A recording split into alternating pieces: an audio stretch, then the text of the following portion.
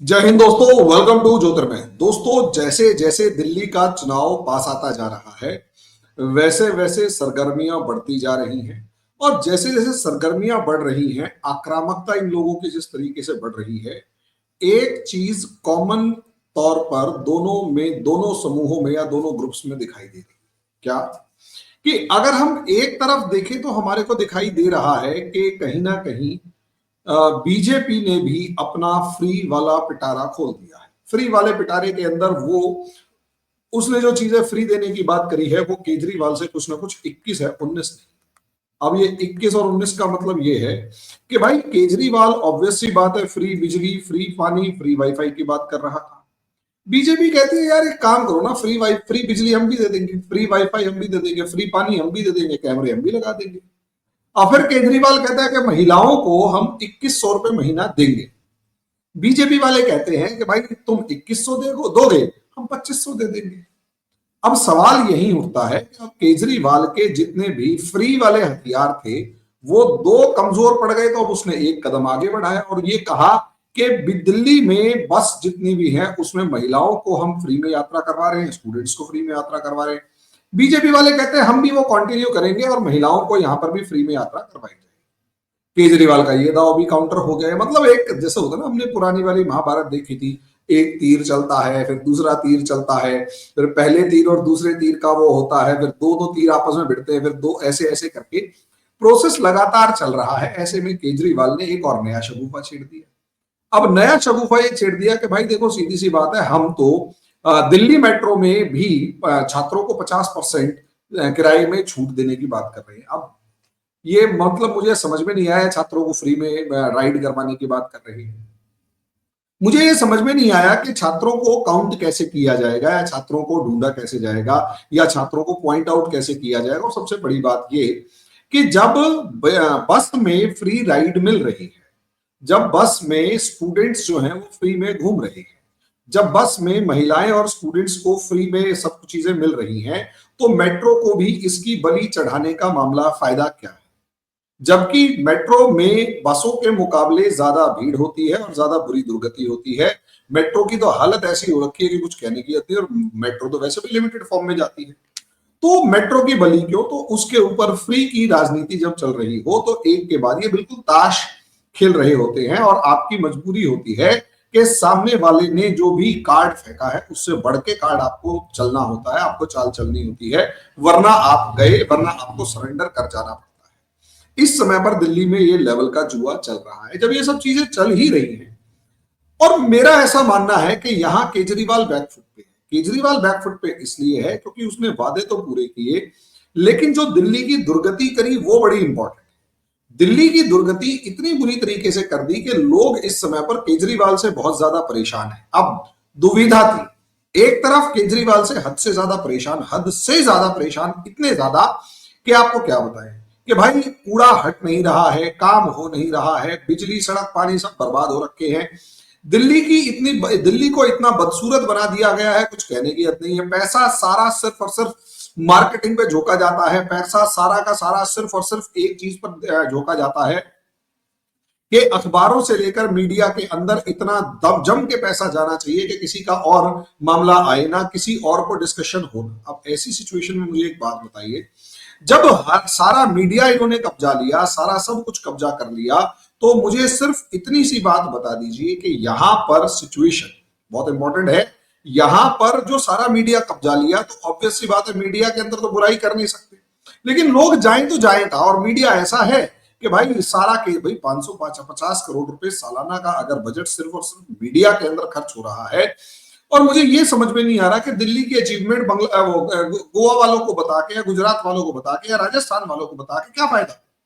मुझे तो ये चीज समझ में नहीं आती है। और कहीं ना कहीं केजरीवाल जो ये एक्सपेरिमेंट्स कर रहा है, जो काम कांड कर रहा है, इससे कहीं ना कहीं सरकार को एक कानून बनाना चाहिए कि राज्य सरकारें अपने काम का गुणगान दूसरे राज्यों में किस स्तर तक कर सकती हैं। भाई थोड़ा बहुत है ठीक है, अब आप इस लेवल पर कर रहे हो, इस लेवल पर कर रहे हो कि तुम अंदाजा भी नहीं लगा सकते कि मामला कहां जा रहा है। तो ये अपने आप में एक बहुत ही खतरनाक सिचुएशन होती है, ये याद रखिएगा। खैर, अब भाई केजरीवाल का ये सारा मामला चल रहा है नहले पे दहला, ये आज केजरीवाल ने घोषणा कर दी कि भैया किराएदारों को भी मुफ्त बिजली पानी देगा। अब मुझे ये समझ में नहीं आ रहा कि किराएदारों को मुफ्त बिजली और मुफ्त पानी कैसे मिल सकता है, जबकि किराएदारों का तो दिल्ली के अंदर जो एक्सप्लॉयटेशन होता है, ह्यूमंगस एक्सप्लॉयटेशन होता है, उसका कहना ही क्या। और ये कितने ऐसे एग्जांपल्स हैं, मैं अभी मतलब मैं जितनों को जानता हूं, हमारे यहाँ बहुत सारे जो गांव है सिलमपुर के अंदर और गोंडली के अंदर और ये आसपास, तो यहाँ किराएदारों का एक बहुत बड़ा बिजनेस है। किराया एक बहुत बड़ा बिजनेस है। पुरानी पुरानी पुश्तैनी जमीनें जो होती थी उनके ऊपर 500 हजार गज के प्लॉट्स बना रखे हैं, वो मकान बना रखे हैं, और हजार गज के अंदर 5 7 10 लाख रुपए महीना किराया। अब आप सोचिए 10 लाख रुपए महीना किराया आता है, लेकिन अब ये जो मकान मालिक हैं ये शोषणकर्ता हो चुके हैं। इनके शोषण का एक्सटेंट सोच कर देखिए कि जिस किराएदार, मतलब इन्होंने क्या किया, हर फ्लोर का हर जगह का एक एक अलग अलग मीटर लगवा लिया, और मीटर लगवा के खुद तो फ्री में बिजली आती है, लेकिन सामने किराएदार से 10 रुपए यूनिट 15 रुपए यूनिट तक लेते हैं। 10 रुपए 12 रुपए यूनिट तो कहीं नहीं है। अब ऐसी सिचुएशन में क्या इसका फ्री का फायदा किराएदार को मिल रहा है? आंसर है नहीं। तो मुझे ये समझ में नहीं आ रहा, केजरीवाल ये कह रहा है कि मैं तो किराएदारों को फ्री में बिजली पानी दूंगा, तो मुझे ये समझा दे कि भैया किराएदारों को, अच्छा ये बेवकूफ बनाना तो बहुत अच्छे से जानता है। अब वही फ्री का नहले पे दहला चल रहा है। और मुझे ऐसा लगता है कि बीजेपी ने यहां पर 3 स्टेप्स बड़े जबरदस्त चले, जिसके अंदर मुझे ऐसा लगता है कि काफी कुछ इस टाइम पर बीजेपी भी आर्या पार की सिचुएशन में है। कैसे भी करके केजरीवाल को दिल्ली से उखाड़ना है, वरना आगे आने वाले टाइम में ये भी एक बड़ी सरदर्दी बनकर हमारे सामने खड़ा हो सकता है। इसको आप इस तरीके से देखिए, किराएदार के मामले को अगर हम देखते हैं तो हमें यहां पर यह चीज साफ तौर पर नजर आती है, कि बीजेपी डोमिनेट ये कर रही है कि 2,500 रुपए देने के साथ साथ महिलाओं को 21,000 रुपए प्रेगनेंसी के टाइम पर देना, और एक 6 किट राशन की देना, यानी 6 महीने का राशन दे देना, और 21,000 रुपए महीना, 21,000 रुपए एक डिलीवरी पर दे देना। ये मेरे ख्याल से बीजेपी का एक मास्टर स्ट्रोक है, और मेनली उन महिलाओं के लिए मास्टर स्ट्रोक, और वो होना भी चाहिए। मुझे ऐसा लगता है कि इसमें कोई बुराई नहीं है, क्योंकि जो कामकाजी महिला होती है उस बेचारी का जो 6 महीने का जो काम है वो सब खत्म हो जाता है। जा नहीं सकती कहीं पर, आ नहीं सकती कहीं पर, एक एक रुपए के लिए मोहताज हो जाती है। डिलीवरी ढंग से अगर हो गई है तो बच्चे का केयर टेकर करना और घर में बैठे रहना और सब चीजें बहुत मुश्किल होती है, महिलाओं के लिए अच्छी बात नहीं है। अब यहां सौगात तो दे दी बीजेपी ने, साथ में बीजेपी के पास प्लस पॉइंट ये है एग्जीक्यूशन। केजरीवाल ने जो अपना नाम खराब किया वो सौगात बांटने में नहीं किया, अपना नाम एग्जीक्यूशन में खराब किया, कि केजरीवाल काम नहीं करता, बकैती पूरी करता है। बातें तो बड़ी बड़ी करता है लेकिन काम कोई नहीं करता, और यही चीज केजरीवाल के खिलाफ जा रही थी, लेकिन बीजेपी उसको कैश नहीं कर पा रही। खिलाफ ये जा रही थी कि केजरीवाल ने दिल्ली का बंटादार कर दिया, लेकिन प्लस में ये जा रही थी कि 2100 रुपए दे रहा है, फ्री बिजली है, फ्री पानी है, बाकी तो मैनेज कर। बीजेपी आके कहती है मैं फ्री बिजली भी दूंगा, हम फ्री बिजली भी देंगे, फ्री पानी भी देंगे, फ्री वाईफाई भी देंगे, कैमरे भी लगवाएंगे, फ्री बस राइड भी देंगे, और कहीं ना कहीं सारे काम करेंगे जो जो केजरीवाल कर रहा है, लेकिन करके दिखाएंगे। यहां केजरीवाल हार। केजरीवाल की सबसे मुश्किल सिचुएशन यही है कि केजरीवाल भ्रष्टाचार के आरोपों में गिरा है, काम नहीं कर रहा, और सबसे बड़ी बात, भ्रष्टाचार के आरोप इतने इफेक्टिव नहीं, जितना काम ना करना इफेक्टिव है, कि केजरीवाल काम नहीं कर रहा। और बीजेपी ने असलियत में अब उसी लेवल पर गेम खेलना है, और देख लीजिएगा अगले 2-3 दिन के अंदर मोदी जी दावा करते हुए नजर आएंगे, हम कर्मयोगी हैं, हम काम करते हैं, हम ग्राउंड पे लेवल पे करके दिखाएंगे, भरोसा करना।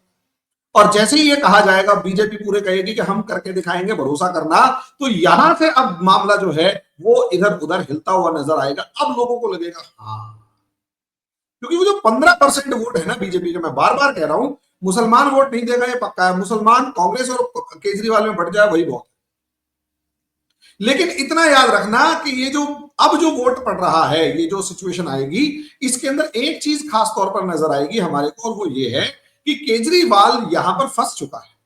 बीजेपी इफेक्टिवली अब डोमिनेट करेगी कि देखो भाई, हम तो ये काम कर रहे हैं, हम तो वो काम कर रहे हैं, हम कर्मयोगी, हम काम करना जानते हैं, हम वादा करना जानते हैं, हम केवल वादे नहीं कर रहे हैं, बतौलेबाजी नहीं कर रहे, हम काम करके दिखाएंगे।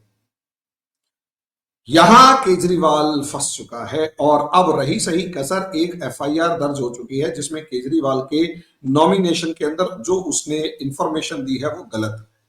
और यहां पर नॉमिनेशन रद्द होने की अगर तलवार लटक रही है, तो केजरीवाल का नॉमिनेशन अगर रद्द हो जाता है तो समझ लीजिए केजरीवाल एक लेवल पर तो बैकफुट पर होगा। लेकिन मेरा मानना है बीजेपी अगर समझदारी दिखाती है तो केजरीवाल का नॉमिनेशन रद्द नहीं करना चाहिए, क्योंकि अगर आप नॉमिनेशन रद्द कर देते हो तो शायद केजरीवाल को जिस जाल में बीजेपी ने फंसाया है वहां उस जाल से बीजेपी केजरीवाल को निकाल देगी और केजरीवाल को दोबारा से वही कहने का मौका मिल जाएगा कि ये बीजेपी वाले मेरी राजनीतिक हत्या करना चाहते हैं, चुनाव नहीं लड़ने देना चाहते, सब चीजें। और यहां पर एक इमोशनल फैक्टर दोबारा से बीजेपी के खिलाफ जाता हुआ नजर आएगा और कहीं ना कहीं हर कोई केजरीवाल के पीछे लामबंद हो जाएगा। मेरा ऐसा मानना है कि कहीं ना कहीं इस समय पर केजरीवाल का नामांकन रद्द नहीं होना चाहिए और अगर ऐसी कोई गलत इंफॉर्मेशन केजरीवाल ने दे भी रखी है तो उसका राजनीतिक फायदा उठे, शोर मचे, हो हल्ला कटे, ना कि उसका नामांकन रद्द हो। बाद में नामांकन रद्द हो जाए चुनाव जीतने के बाद तो एक अलग मैटर है, वरना नहीं होना चाहिए, क्योंकि ये बैकफायर करेगा और तगड़े लेवल पर बैकफायर करेगा। देखते हैं अब आगे क्या होता है, लेकिन इतना पक्का है कि ये जो केजरीवाल झूठा, मक्कार, बेईमान, ये शातिर भी हद से ज्यादा है और शातिर लोगों के साथ इस समय पर बीजेपी को लड़ना पड़ रहा है। आर पार की जंग है, देखते हैं इसमें कहां कितना काम कर पाती है, कितना बीजेपी जीत पाती है। अभी हम इस डिस्कशन को यहीं तक रखेंगे, अगले वीडियो में अगले टॉपिक पर डिस्कस करेंगे। तब तक के लिए धन्यवाद। मेरे चैनल को लाइक करें, सब्सक्राइब करें, शेयर करें, बेल आइकन जरूर दबाएं ताकि मेरी ये वीडियोस आप लोगों तक जल्दी से जल्दी पहुंचे। धन्यवाद।